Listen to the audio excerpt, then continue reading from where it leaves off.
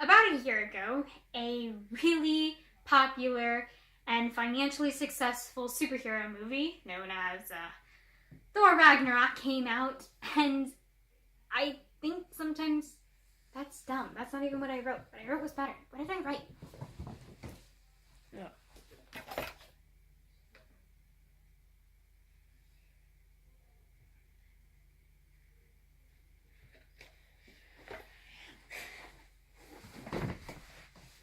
About a year ago, a certain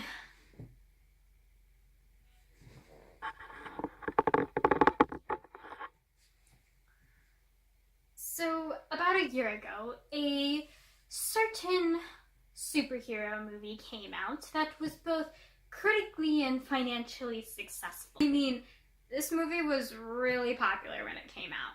Like, people were actually calling this the best Marvel movie ever, which is kind of strange, especially now when it's already been surpassed by two other way more popular and way more financially successful movies.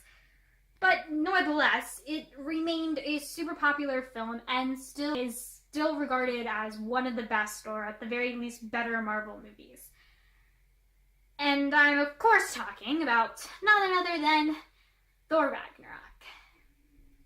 I'm going to be quite honest. I never really loved this film. Don't get me wrong. I liked this film. I still like this film. It's a good movie. It's just... it's not great. I mean, that first viewing of the movie was really good, and I really enjoyed myself. I thought it was as hilarious as all get out, and it was entertaining, but when I watched it a second, and a third, and a fourth time, I started enjoying it less and less and less. And for me, that's one of the worst types of movies. The movies that you just consistently like less. When I started noticing more of the flaws, I started kind of thinking, I actually could have made this movie better. And let me explain what I mean by that. I'm not saying that the creators didn't do a good job with this movie or that they didn't do it the best they could. I'm sure with, quite frankly, all I'm guessing the studio notes and the time crunch that this movie was given, I'm sure the creators did the best that they could with what they were working with. I mean, the Thor franchise isn't necessarily the strongest franchise in the MCU, and quite frankly, they have to do a lot of setup for Infinity War in this movie. And I understand almost every single choice that they made in this movie, but I still think I could have done it better. But first, a few ground rules. I want to try to limit myself similar to how the creators were limited to. It's not fair for me to say, yeah, this movie could have been so better if I was given complete and utter creative control. Now, granted, there are a lot more I'm almost pretty sure that the studios had a lot more notes for these creators than I know of and everything, but this is everything that I know for a fact that they were restricted on. For one thing, everything that had already happened from the MCU thus far is set in stone canon. I'm not hypothetically changing the entire Thor franchise, even though in some aspects I might want to. Second of all, I won't be able to use characters such as Lady Sif or Jane, or basically any of the characters that didn't show up in Thor Ragnarok. I know they were unable to include characters such as Lady Sif and Jane because of either contract problems or scheduling problems, etc. So I won't be including some of those characters even if I want to. Third of all, certain things I'm still going to try to fit this in with Infinity War because I think Infinity War is like nearly a perfect movie, and and Thor Ragnarok actually affects Infinity War a lot. So basically really big key events that have to happen in this movie, such as the destruction of Asgard, Loki's redemption, the inclusion of the Hulk, the inclusion of the Hulk, the death of the Warrior 3, etc., will all have to still be included. But without further ado, let's get started. I know what you're thinking. Oh no, Thor's in a cage. How did this happen? And this is a pretty good place to start the beginning. I would completely change up this beginning. Now, I understand why this beginning was implicated in this movie. They have to set up the Ragnarok and Surturus as a villain early on because they don't bring him up for the rest of the movie, and it'd make no sense at the end of the movie when Asgard is destroyed and they never introduce Surturus. So I completely understand why this thing isn't here, but I don't like it at all. I would change this. I would actually start with Thor fighting in space, looking for the Infinity Stones, looking more about his vision, similar to what he was doing in Surturus, but one big major change. He's actually going to run into the Nova Corps. Now, I want him to interact with the Nova Corps for two main reasons. One, it sets up a connection with the Guardians of the Galaxy, so when Thor is placed with the Guardians in Infinity War, it makes more sense. So here's how I would start this. So it would start out with Thor on a warring planet. We would actually get to see realms in chaos. And since the Asgardians are kind of pulling back because, Loki and everything, we're actually going to see the Nova Corps step up. In the Guardians film, the Nova Corps is also kind of like a police roaming throughout, a police force throughout the galaxy. So if the Asgardians took a step back from their influence over the 9 realms, it makes sense that the Nova Corps would sort of fill in the results for that chaos. So he would actually need a Nova Corps member. Now, which Nova Corps member, it doesn't really matter. It would just be a Nova Corps member. Maybe it's someone from we already seen in one of the Guardians movies. That would make a better connection. But honestly, any normal Nova Corps member would do, especially if there was contract problems or whatever. So any normal Nova Corps member would do. And so he meets a few Nova Corps members, and he starts talking to them. He says, hey, I had a vision actually. And he tells them about the vision that he had in Age of Ultron, or he kind of roughly goes over that, like he's been having strange dreams and everything, and the Nova Corps say, oh yes, we know about the Infinity Stones. In fact, we are keeping one safe in our vault. You don't have to worry. And then Thor goes, what's been going on here? And the Nova Corps will explain that recently the Asgardians have been taken aback, and there have been rumors and sightings of a woman with horns sticking out of her head. Essentially Hela. There's been sightings of Hela. And Thor freaks out about this. This is actually a major change that I would make from the original movie. Thor knows about Hela. He doesn't know her personally, but he knows about her. My version of the movie, Hela is a much bigger and more important figure, just in the minds of the characters in this. He doesn't know all of the details about her. All he knows is that she's the ruler of Hell, or the underworld, and she is terrifying. He also knows that she's been locked in Hell, kept away by Odin for centuries now, since before he was born.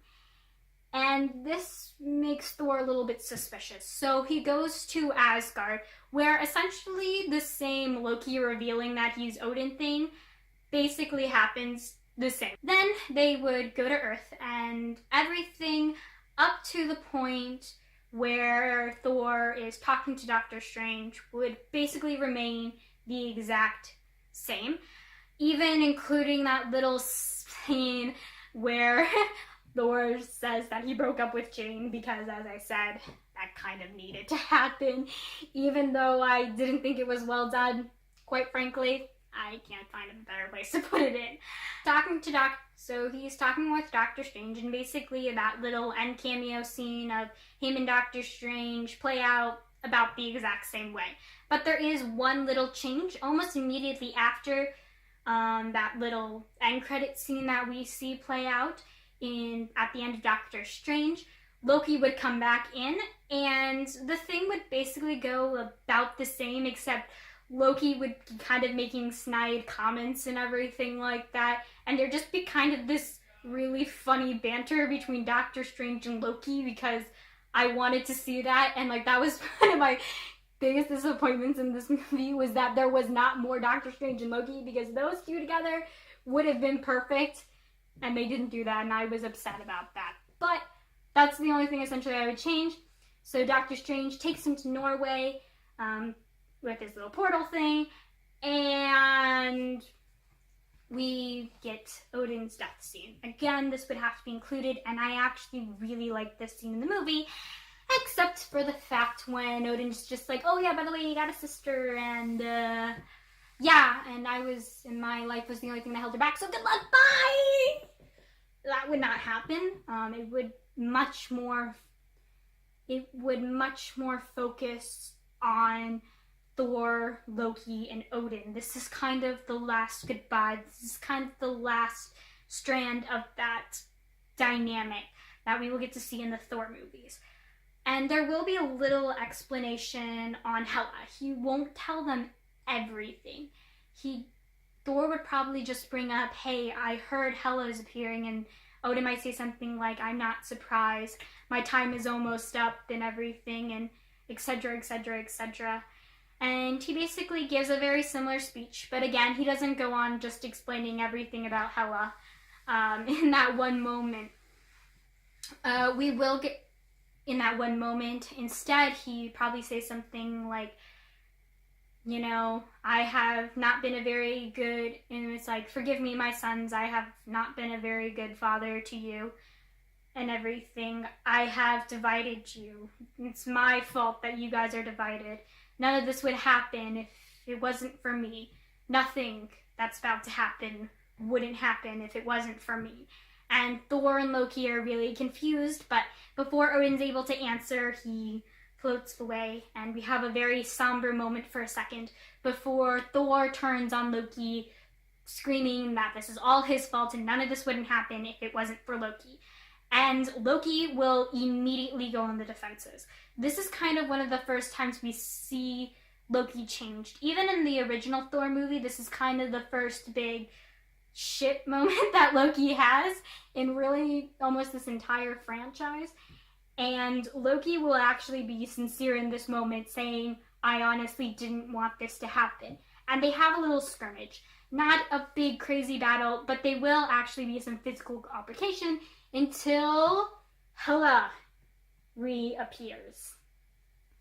And then both immediately, Thor and Loki, forget their quarreling, similar to in the original movie, and go and confront Hela. Now, even though I liked Hela in the original film, she wasn't amazing, and I would make a few changes to her, particularly her backstory. As I kind of alluded to, she will actually be the ruler of Hell. That's where she's been kept all this time. It just makes sense. It goes back to both her comics and her Norse mythology origins, and it will play into in a little bit.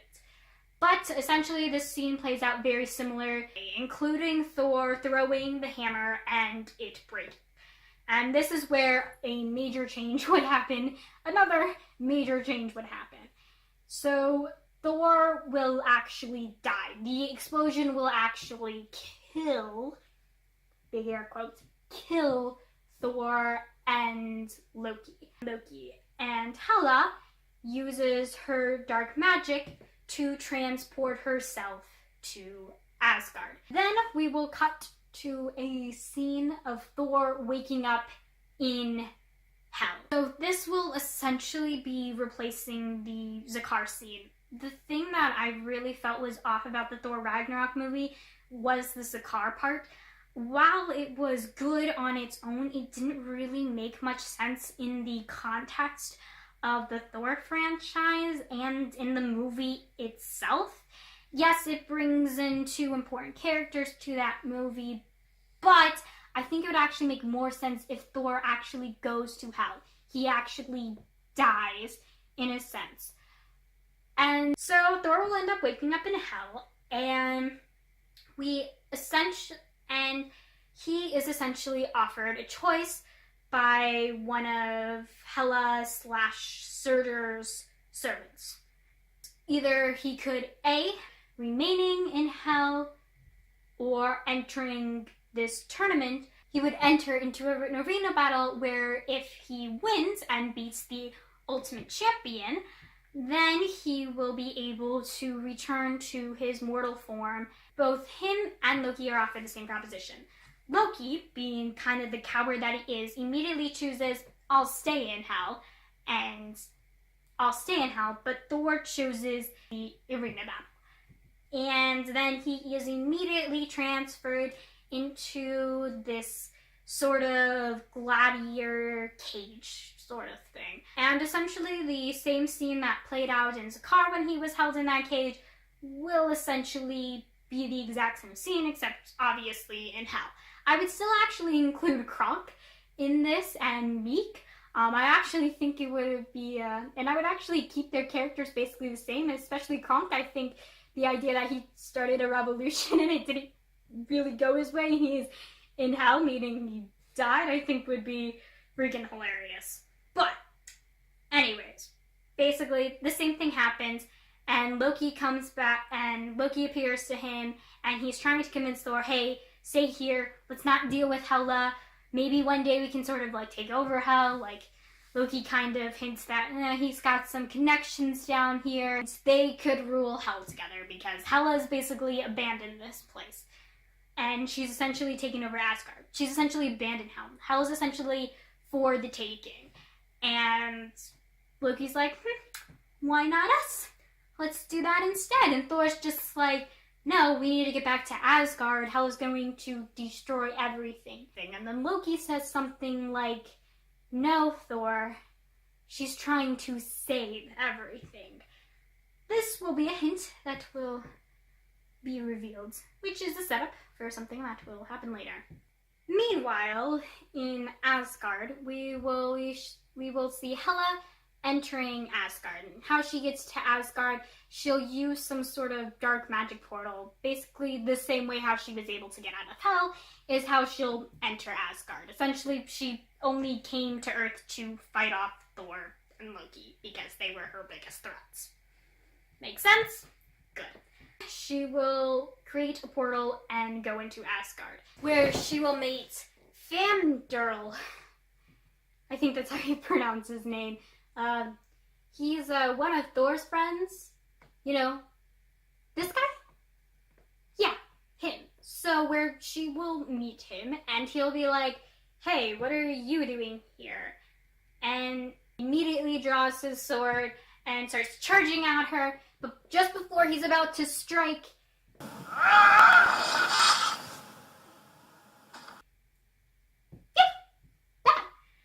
and Scourge, who's also here in my version, will...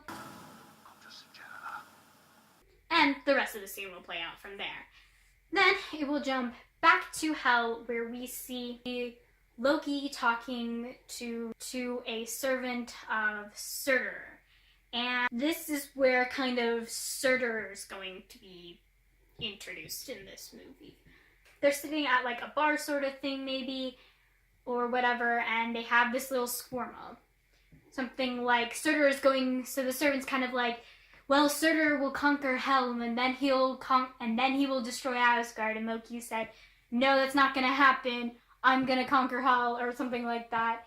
And then they'll have a little squabble.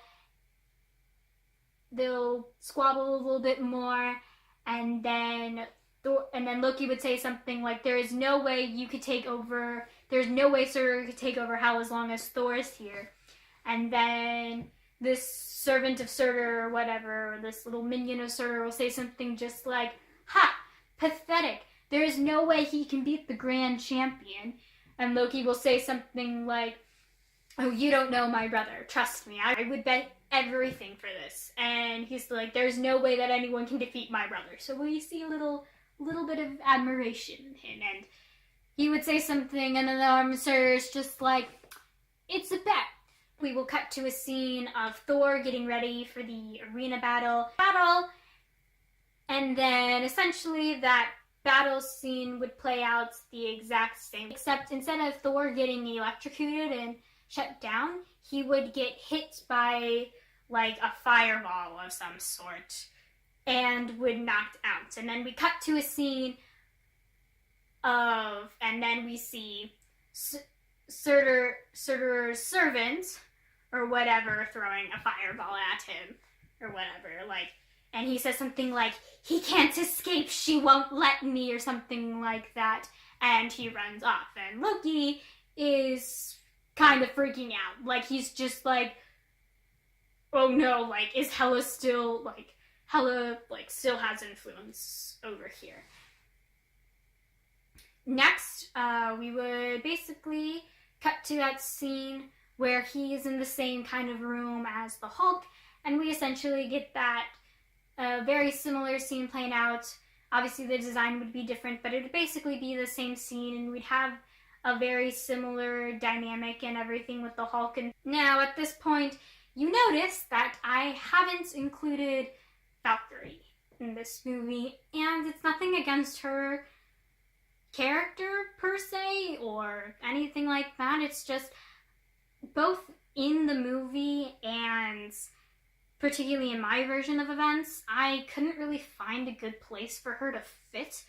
I just don't think she really added much to the story, both character development wise and from a practicality standpoint.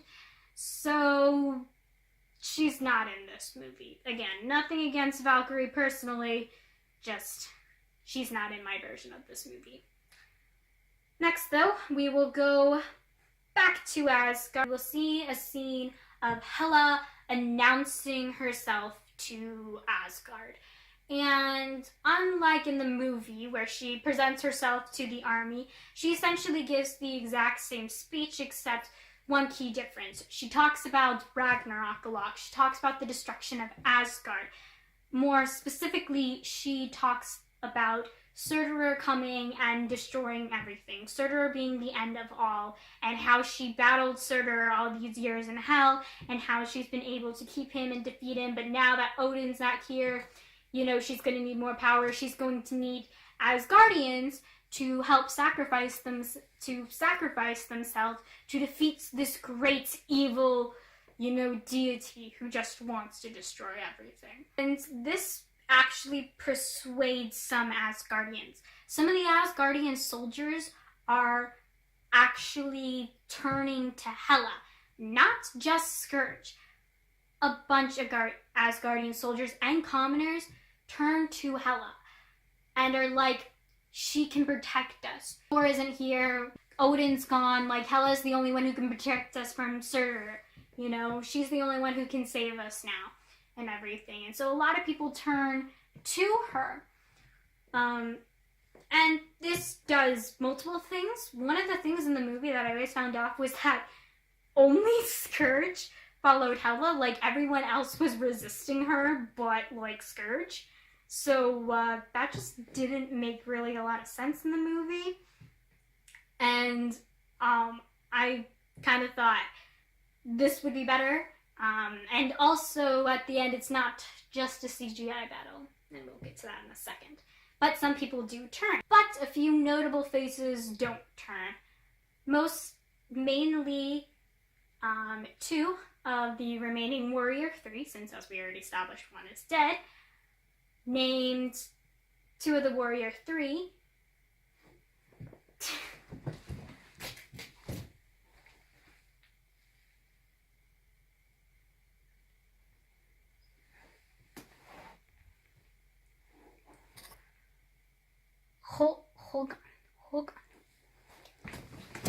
Hogun, the Asian dude, and Vostag, this dude. Roy, what are you looking for? Yeah, that dude, except in this version he's not dead immediately. Instead, to kind of give each other a look, along with a bunch of other Asgardian soldiers who did not fall in line with Hela and escape into the forest. And we see Scourge kind of looking their way, kind of like, I know what you're doing, sort of thing. Like, don't think of trying anything. Because Scourge, even though his arc will be extremely similar as it is in the original movie, because I kind of actually liked his arc, he will actually be full in on Hela. One of the things in Thor Ragnarok that just kind of didn't set with me right was that he never seemed fully on Hela's side. Like, he has this redemption arc at the end, but he was never really fully on board and everything. Heimdall gives them a look and says, oh, actually, no, I don't want to do that there. Cut that entire section out. You know what I mean, editing video me. I'm getting parched. So we will cut back and essentially that will happen. And then the scene is cut. And then we cut to a scene of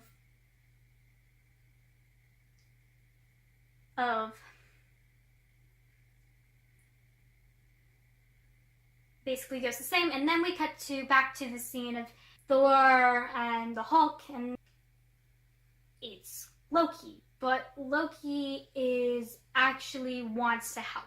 He says, Hela still has rule over this land. She's playing a much larger game and everything. I thought I can stop. And he said, I thought I could stop her, but I can't do it. And Thor says something like, I don't know what you're saying. And that's when Loki reveals why Hela was able to escape in the first place. He says something like, what you don't know is I actually, brother, and everything. And Thor just goes, oh, you faked your death, like, and everything, like, how should I trust you? And that's when Loki reveals that he actually did die, but he made a deal with Hela, basically saying he would succeed the throne and allow Hela to come back so that she could come back in order for her to defeat Surturus. When he died, he saw Surturus. He saw a vision of Surturus taking over, and he said he's been having the same dreams as Thor. This will be a huge character moment for Loki. Now his motivation wasn't just, I'm kind of a dickwad because I'm Loki.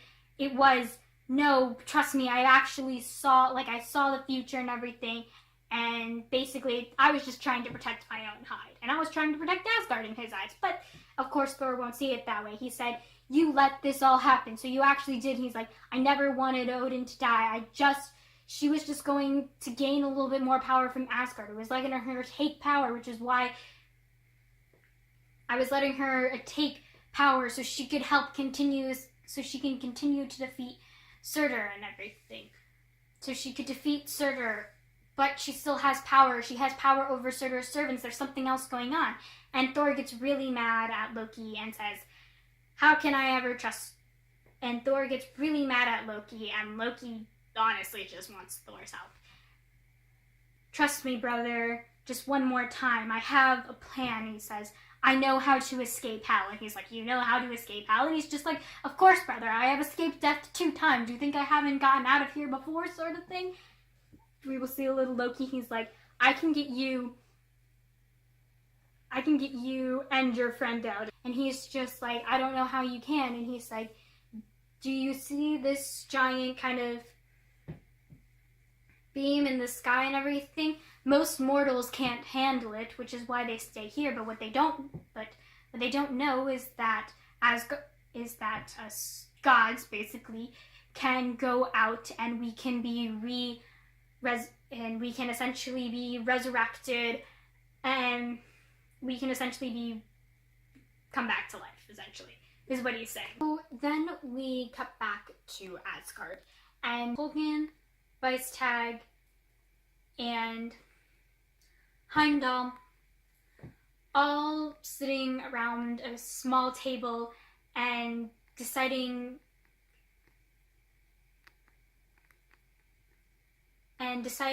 their next plan of action. We find out that they're trying to create this distraction to get people to leave Asgard because of the death and destruction. We then cut back to a scene of Surge and Hela. And Hela is in the palace.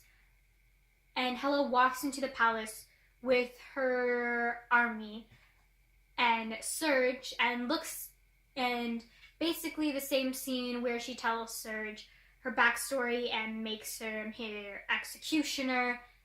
Basically plays out the same way. Plays out, but she isn't just taking it to Surge, she's taking it to the entire Asgard army. In this version, her goal is to prevent Ragnarok. She will say something like, "That all changed when we learned about the prophecy.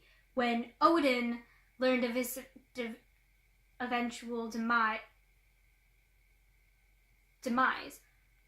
And she says something like, "I wanted to keep on going. I wanted to keep on going.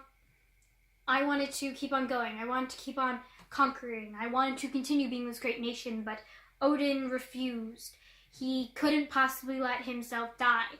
And he couldn't let himself die. He wasn't brave like you guys, essentially, saying that he wasn't willing anymore to risk his life, and he decided to become a more benevolent king. He was ignoring, and now look at this, he's covering up our history and all this, and he is ignoring the inevitable. He's ignoring Ragnarok instead of actually trying to prevent it."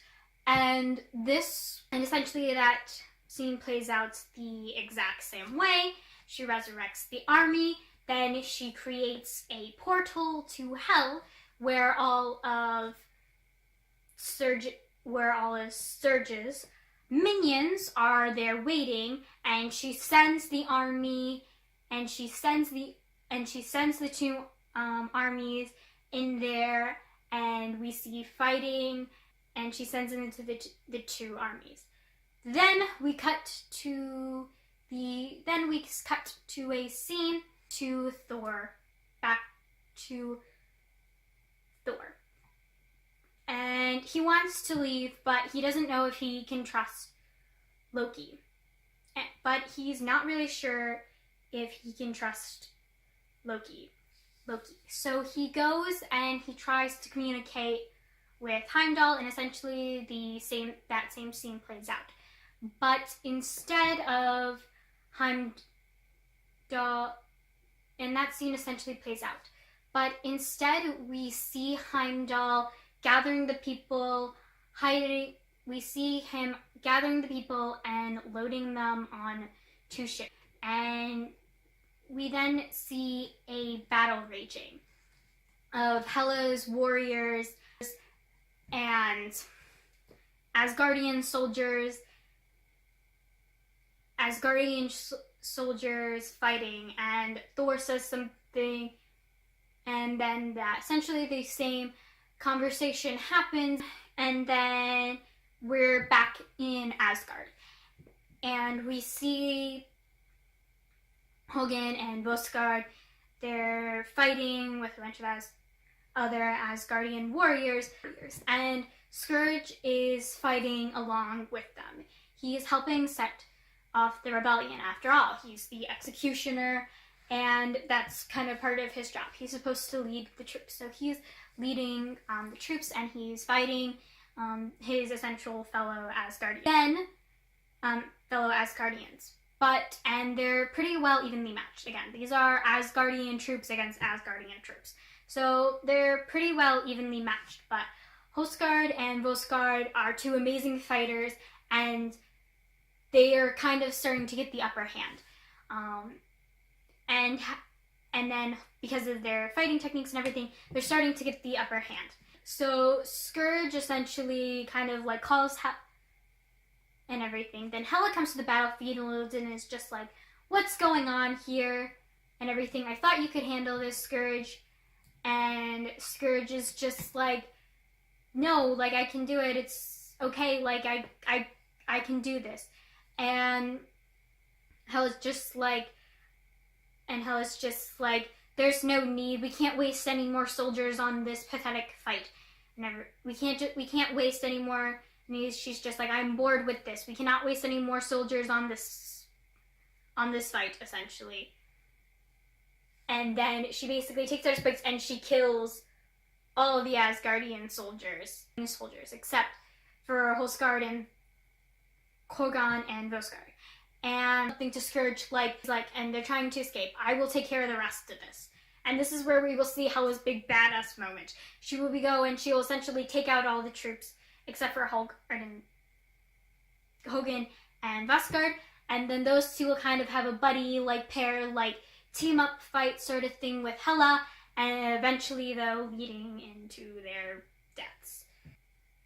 Then we see Scourge and some Asgardian. We see Scourge and a handful of Asgardian soldiers laying charges onto the ship. And we see all the ships blow up in the distance. But then we pan over and we see Heimdall and a bunch of Asgardian citizens hiding in the bushes or the shrubberies or whatever, in a cave or whatever. Hiding, basically saying Heimdall knew that they were coming and no one got hurt. But now their ships are gone. And they have to go to the Rainbow Bridge and